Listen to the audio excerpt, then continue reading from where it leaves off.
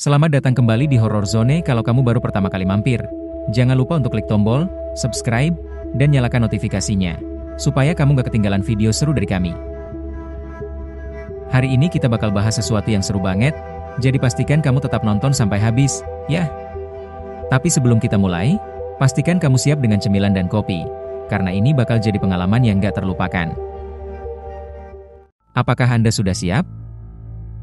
Mari kita mulai. Tragedi Dyatlov Pass, misteri kematian pendaki di Pegunungan Ural. Bayangkan, 9 pendaki berpengalaman, hilang di tengah malam yang membekukan di Pegunungan Ural. Tenda mereka terkoyak dari dalam, jejak kaki tanpa alas kaki menghilang ke dalam kegelapan. Apa yang terjadi di Dyatlov Pass? Mari kita selami salah satu misteri paling mengerikan dan tak terpecahkan di abad ke-20. Jangan lupa like, share, and subscribe our channel. Insiden mengerikan ini terjadi pada malam tanggal 1 hingga 2 Februari 1959. Lokasinya adalah Pegunungan Ural Utara yang terpencil dan berbahaya, di wilayah yang saat itu masih menjadi bagian dari Uni Soviet. 9 pendaki ski yang sangat berpengalaman tewas secara misterius. Kelompok ini dipimpin oleh Igor Dyatlov, seorang pendaki yang dihormati dan mahasiswa di Institut Politeknik Ural. Keadaan kematian mereka sangat tidak dapat dijelaskan, memicu berbagai teori konspirasi dan penjelasan paranormal yang terus menghantui imajinasi kita hingga saat ini. Kelompok pendaki ini terdiri dari mahasiswa dan alumni Institut Politeknik Ural, semuanya berpengalaman dalam pendakian gunung dan ekspedisi ski. Mereka adalah individu yang berani dan berpengetahuan luas, tidak asing dengan tantangan alam. Jadi bagaimana menurut Anda? Apa video ini menarik? Jangan lupa kirim cerita seram Anda ke tim kami disertai foto atau video agar bisa lebih spesifik. Mari kita lanjutkan videonya. Tujuan mereka adalah ekspedisi ski yang menantang ke Gunung Otorten, sebuah puncak terpencil di Pegunungan Ural Utara. Mereka mendirikan kemah di lereng Gunung Holat Shahl, yang secara mengerikan diterjemahkan sebagai Gunung Kematian dalam bahasa Mansi setempat. Pada tanggal 20 Februari, setelah kelompok tersebut gagal mengirim telegram yang dijadwalkan, tim pencari dikirim untuk menyelidiki. Apa yang mereka temukan akan selamanya mengubah pemahaman kita tentang apa yang mungkin terjadi di alam liar. Tenda kelompok itu ditemukan ditinggalkan dan terkoyak dari dalam, seolah-olah para pendaki telah melarikan diri dengan tergesa-gesa. Yang lebih aneh lagi, sebagian besar perlengkapan kelompok masih berada di dalam tenda, termasuk pakaian hangat dan peralatan penting. Jejak kaki yang membingungkan menunjukkan bahwa para pendaki melarikan diri tanpa alas kaki atau hanya mengenakan kaos kaki, di tengah suhu yang membekukan. Jejak-jejak ini mengarah ke tepi hutan terdekat, di mana misteri itu semakin dalam. Oke, sebentar, kopi saya habis. Saya isi dulu. Di bawah pohon cedar besar di tepi hutan, tim pencari menemukan sisa-sisa api unggun yang redup. Di dekatnya, mereka menemukan 2 mayat pertama, Yuri Doroshenko dan Yuri Krivonischenko. Kedua pria itu hanya mengenakan pakaian dalam, dan pohon cedar menunjukkan tanda-tanda dipanjat, menunjukkan upaya putus asa untuk mencari perlindungan atau melihat sesuatu di kejauhan. Mengapa mereka meninggalkan tenda mereka dalam keadaan seperti itu?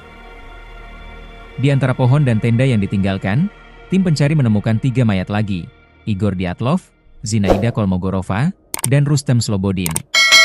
Posisi mereka menunjukkan upaya yang putus asa untuk kembali ke tenda. Seolah-olah mereka telah mencoba untuk kembali ke tempat yang aman, tetapi sesuatu yang tak terlihat telah menghentikan mereka di jalurnya. Apa yang membuat mereka berbalik? Apa yang mereka takuti? Lebih dari 2 bulan kemudian, 4 mayat terakhir ditemukan di jurang yang lebih dalam, terkubur di bawah lapisan salju yang tebal. Mayat-mayat itu adalah Nikolai Tibeaus-Brignoles, Alexander Kolevatov, Lyudmila Dubinina, dan Semyon Zolotaryov.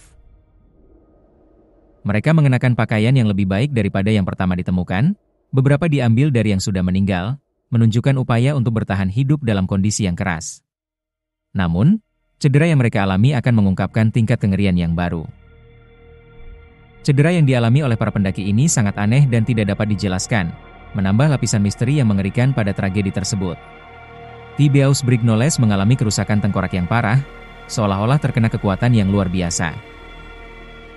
Dubinina dan Zolotaryov mengalami patah tulang rusuk yang parah, sebanding dengan yang disebabkan oleh kecelakaan mobil. Namun, yang paling mengerikan adalah Dubinina kehilangan lidah, mata, dan sebagian bibirnya. Tidak ada tanda-tanda perkelahian atau luka eksternal pada mayat, yang semakin membingungkan para penyelidik. Apa yang bisa menyebabkan cedera yang mengerikan ini tanpa meninggalkan bukti perlawanan? Penyelidikan resmi menyimpulkan bahwa kematian para pendaki disebabkan oleh kekuatan alam yang tak dikenal. Sebuah kesimpulan yang tidak memuaskan dan hanya memicu lebih banyak spekulasi. Sejak itu, berbagai teori telah muncul untuk menjelaskan tragedi tersebut. Beberapa teori yang paling populer termasuk longsoran salju, infrasonik, gelombang suara frekuensi rendah yang dapat menyebabkan kepanikan, serangan hewan liar, keterlibatan militer, dan bahkan fenomena paranormal. Namun, tidak satupun dari teori ini yang dapat sepenuhnya menjelaskan semua fakta yang membingungkan. Tragedi Dyatlov Pass tetap menjadi salah satu misteri terbesar abad ke-20, sebuah kisah yang terus menghantui dan memikat kita. Kurangnya bukti konklusif terus memicu spekulasi dan intrik, dan kebenaran pasti mungkin tidak akan pernah diketahui. Apakah itu kekuatan alam yang tak dikenal, konspirasi pemerintah, atau sesuatu yang lebih jahat? Misteri Dyatlov Pass akan selamanya terukir dalam sejarah sebagai pengingat akan kerapuhan kehidupan dan kedalaman kegelapan yang dapat ditemukan di alam liar. Misteri ini terus hidup, memicu diskusi dan analisis yang tak henti-hentinya. Apakah kita akan pernah tahu apa yang sebenarnya terjadi pada malam yang menentukan itu di pegunungan Ural? Hanya waktu yang akan menjawab. Apakah Anda terpesona oleh misteri Dyatlov Pass? Apakah Anda ingin menjelajahi teori-teori yang berbeda dan berkontribusi pada pencarian kebenaran? Jangan lupa untuk menyukai video ini, berlangganan saluran kami untuk lebih banyak konten misteri, dan bagikan pemikiran Anda di bagian komentar di bawah. Mari kita pecahkan misteri ini bersama-sama. Selain itu, kunjungi situs web kami untuk artikel mendalam, peta interaktif, dan sumber daya lainnya yang berkaitan dengan tragedi Dyatlov Pass. Terima kasih telah bergabung dengan kami dalam perjalanan yang mengerikan ini. Sampai jumpa di video berikutnya. Jangan lupa like, share, and subscribe our channel.